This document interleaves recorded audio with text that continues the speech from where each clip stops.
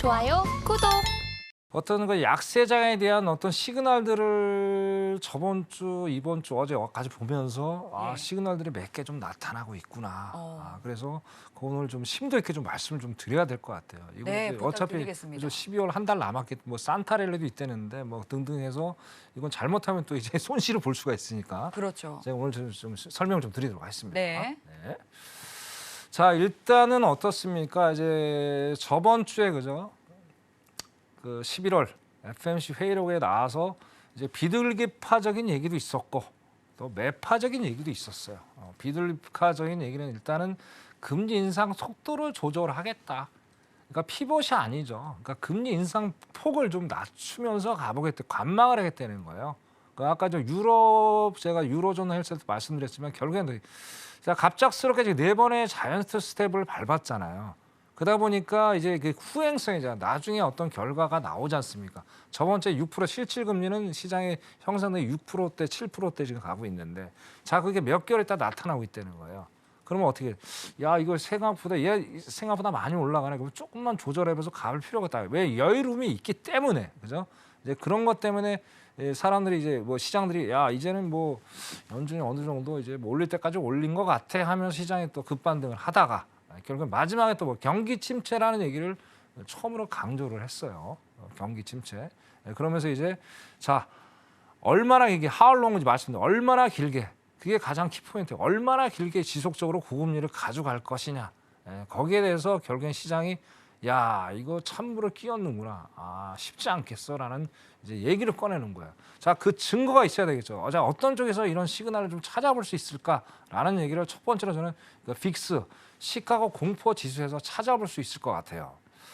자, 빅스라는 거 이제 제가 몇 번 말씀을 드린 것 같은데 또 새로 이제 또 이 시청자분들 말씀하시지 빅스가 이제 CBOE 시카고 선물 옵션 거래소에서 이제 매일매일 발표하는 어떤 공포 지수입니다. 공포 지수. 근데 이 공포 지수가 상당히 이게 의미가 높아요. 시대적으로 일단 먼저 따져 보면은 자, 왼쪽에 보시면 맨 위에 상단입니다. 자, 우리 이제 뭐 이때가 IMF 때 어떻습니까? 기본적으로 이제 빅스라는 건 이게 지지선 20 라인이 있습니다. 그 정도 하회를 하면은 어느 정도 유가가 주식이죠. 유가가 아니에요. 주식이 어느 정도 상승을 할 수 있는 어떤 강한 어떤 상승의 모멘텀을 주는데 자, 여기 하회를 하다가 거의 이 IMF 때 거의 어떻습니까, 지금? 50까지 올라갔어요. 어마어마한 숫자가 올라갔죠. 이러면서 어떻습니까? 거의 99년까지 거의 2년 정도 흘러갔었어요. 자, 이 당시에 우리나라가 1996년도에 이제 증권거래소가 개장이 됐잖아요. 그죠? 근데 제가 이때 처음으로 이제 주식을 하다가 우리나라 뭐 그러니까 금융사들이 막 상폐가 되는 어마어마한 그때 초유의 사태를 맞이를 했어요. 물론 이제 미국은 다소 좀 덜 피해를 봤지만 뭐 신흥국들 그죠? 뭐 동남아시아들 상당히 뭐 이 환율 그때가 1,900원대까지 넘어가는 그런 상황들이 발생을 했었어요. 자, 그다음에 또 보시면 자, 2000년 닷컴 버블도 똑같습니다. 닷컴 버블도 거의 2년 가까이 이렇게 상황이 벌어졌어요. 50%가 넘는 상황들. 그죠?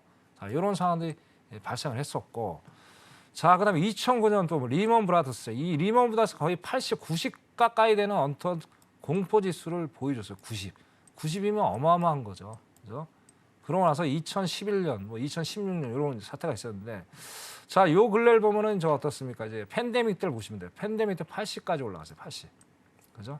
자, 여기 공통점이 있어요. 뭐냐면, 자, 결국 20에서 머물러 있다가 올라간다는 거예요.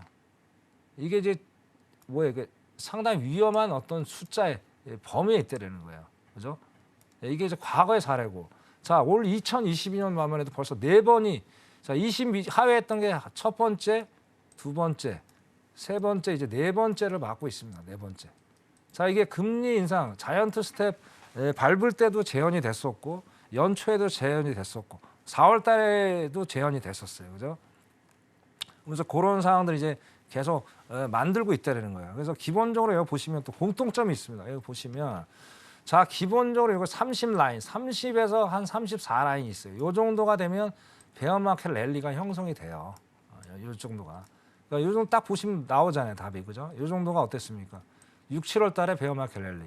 그리고 4월 달에도 한번 랠리가 한번 왔었고, 그죠? 9월, 10월에도 랠리가 한번 왔었습니다. 랠리가 오다가 어떻습니까? 결국엔 시장이 좀 서서히 이제 좀 하방으로 내려가다가 다시 20에서 강하게 저항을 받았죠. 그죠? 저항을 받으면서 다시 한번 상승으로 가는 그런 상당한 어떤 위험한 상황들을 올해 많이 보여줬어요. 짧은 시간 안에 너무 많이 보여준 거예요. 이제 과거 사례 봤을 때 연준이 파월이 이런 얘기를 했었죠. 자, 70년대, 80년대 지원하지 않겠다. 그때는 10년이나 넘는 시간이 걸렸는데 이거는 어떻게든 최대한 빨리 1년이라는 시간 안에 인플레이션 2%라는 숫자가 보일 때까지 강도 있는 어떤 연준의 긴축 정책을 펼쳐 나가겠다라는 게 지금 얘기가 나와 있어요. 그래서 그나마 다행인 게 장기적으로 안 가지만은 어떻습니까? 내년까지도 상당히 이제 시가를 보면서 안 좋게 흘러갈 수 있겠다. 그렇게 말씀 좀 드리고 싶어요. 자, 다음은 보겠습니다. 지금 시간이 없어서 간단히 말씀드릴게요.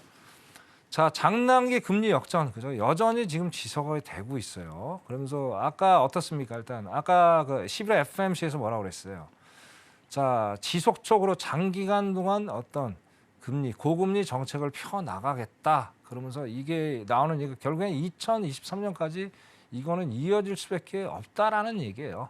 또 여전히 지금 7월부터 이어지고 있고 2년, 3년, 40년 만에 최고치죠. 이것도 또 과거 석유 파동 2차 석유 파동 때랑 또 똑같아요, 상황이. 자, 그러면 이게 또 있어요, 여러분. 자, 주식이 또 여기서 안 좋은 상황이 돼요. 자, 고금리가 장기적으로 유지가 되면 어떠죠? 채권 시장은 좋죠. 그죠?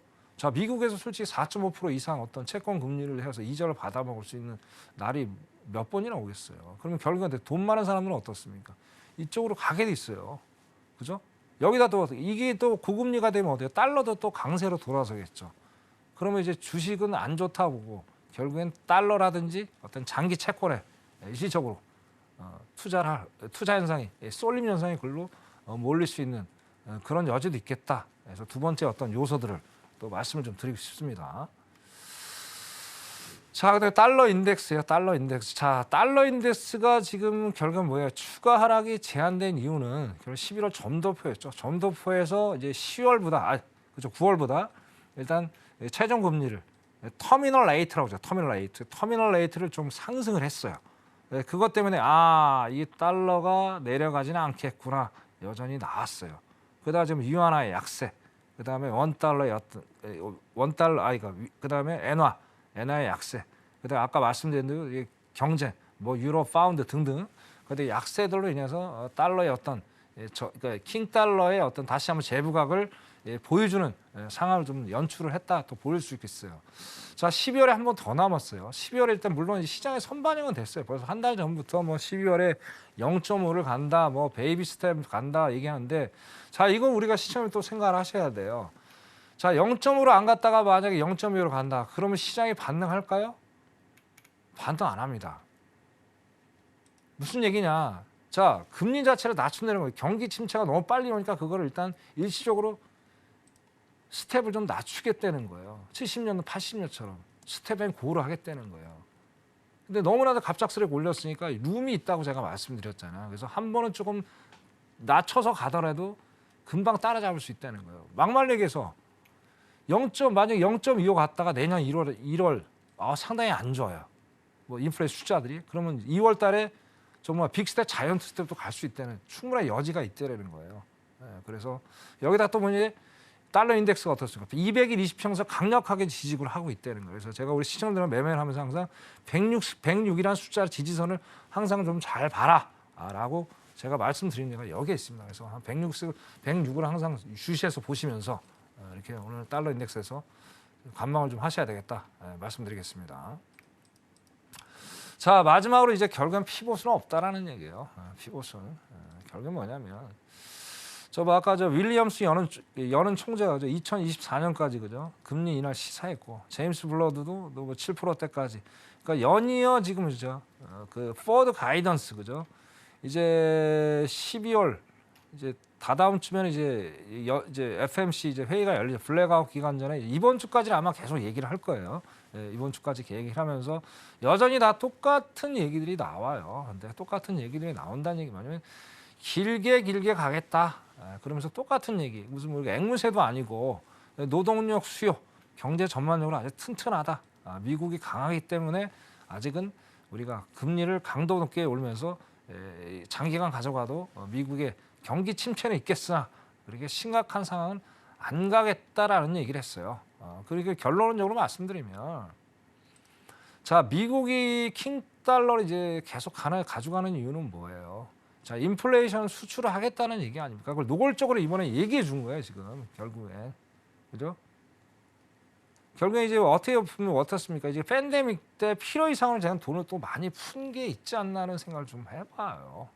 자, 그때 당시에 어땠어요? 일단은 노동력 시장의 어떤 부재, 활동을 좀 할 수 있는 상황이 못 됐잖아요. 그다음에 기업들의 어떤 상황들이 좀 안 좋았고 여건이 상당히 안 좋았어요, 그때.